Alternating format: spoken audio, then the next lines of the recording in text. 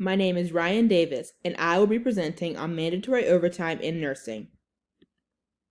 An overview of mandatory overtime. Mandatory overtime can be defined as working more hours than regularly scheduled. When nurses have to work these long hours, it can be detrimental to their mental and physical health.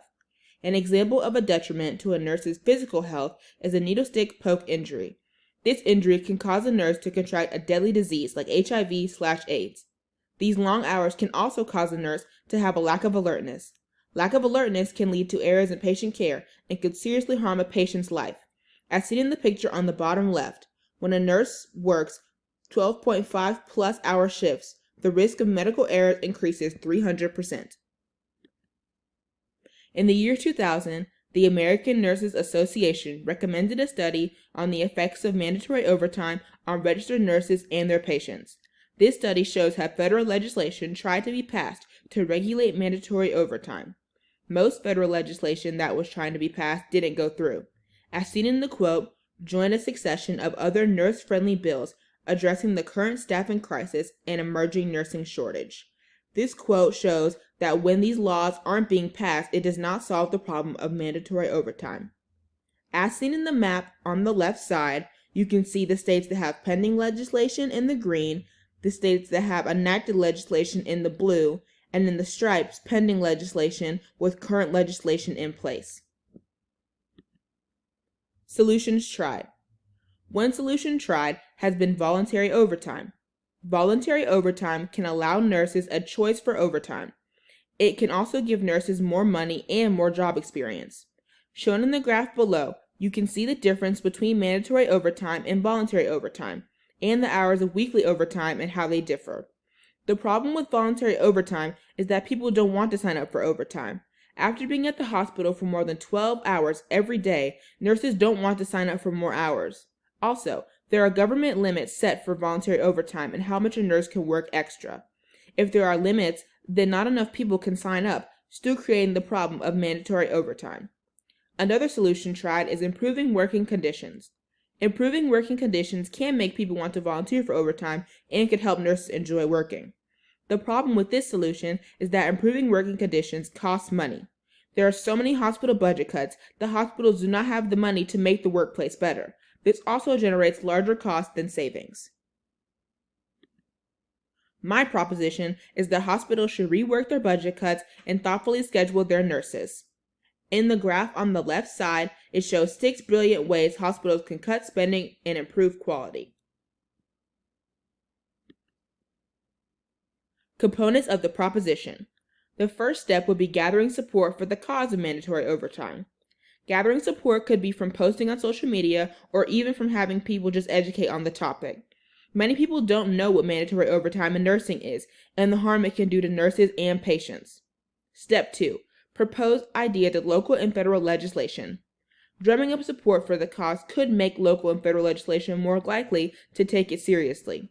As I previously mentioned, there have been many bills passed to try and fix the problem of mandatory overtime. Once they have the detriments explained to them, the legislation can help with solving mandatory overtime. Step 3. Getting funding. Getting funding for any cause is difficult. If we drum up enough support for the cause, getting funding will be easier. This money can come from federal legislation when laws get passed, or they can come from donors. These donors can range from the American Nurses Association, or maybe a foundation that can be started by nurses to stop mandatory overtime. This money can also come from reworking the hospital budget cuts. Step 4. Thoughtfully scheduling nurses.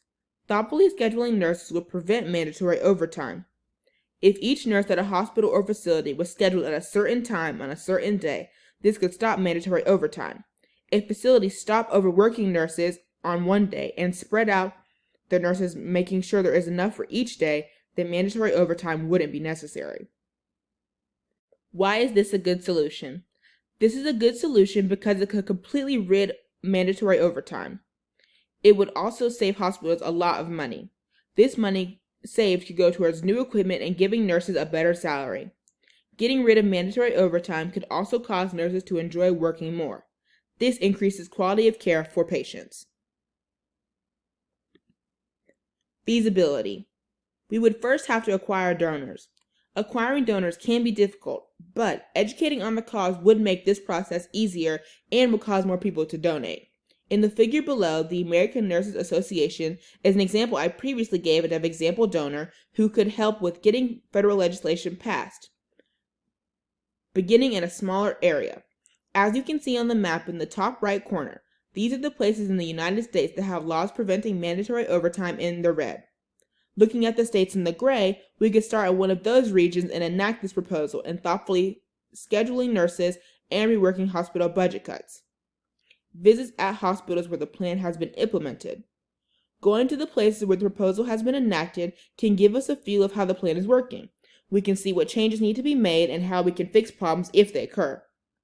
Lastly, we will evaluate the plan. Once we visit the regions where the proposal is enacted, this can help us determine if the plan is working or not. We can sit down with our donors, local/federal legislators, and hospital workers and get their opinions on how the plan is being implemented. It is most important for us to sit down with the people watching over the nurses. We need to see if this plan is affecting the nurses' mental health in a positive way and if the nurses are giving the patients more quality care due to being happier. Call to action.